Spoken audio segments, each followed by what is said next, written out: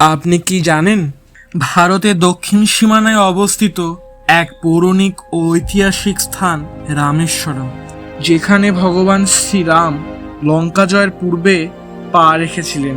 তামিলনাড়ু রাজ্যের উপকূলে অবস্থিত এই স্থানটি শুধু ভক্তির নয়, ইতিহাস, রহস্য ও স্থাপত্যের মিলনস্থল।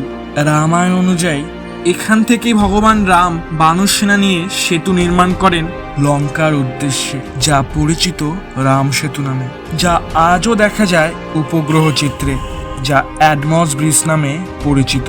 ঐতিহাসিকভাবে রামেশ্বর ছিল পান্ডা ও সেতুপতি রাজাদের অধীনে।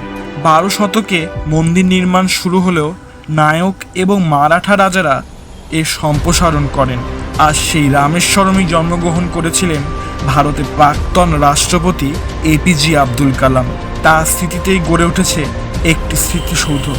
এখানেই রামচন্দ্র শিবের আরাধনা করেন রাবণ বধের পাপ মোচনের জন্য, আর সেই স্মৃতিতেই গড়ে ওঠে বিখ্যাত রামনাথ স্বামী মন্দির। এই মন্দিরের করিডোর ভারতের মধ্যে সবচেয়ে দীর্ঘ 1200 মিটার। এই স্থানটি 4 ধাম, 12 জ্যোতির্লিঙ্গ এবং অষ্টতীর্থ এর একটি, যা হিন্দু ধর্মে অত্যন্ত পবিত্র তীর্থস্থান বলে বিবেচিত।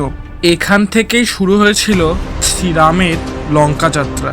এখানকার দর্শনীয় স্থান হলো রামনাথ স্বামী মন্দির, রাম সেতু, ধনুষ্কড়ি, পামুমান ব্রিজ, গন্ধমাধন পর্বত, পঞ্চমুখী হনুমান মন্দির।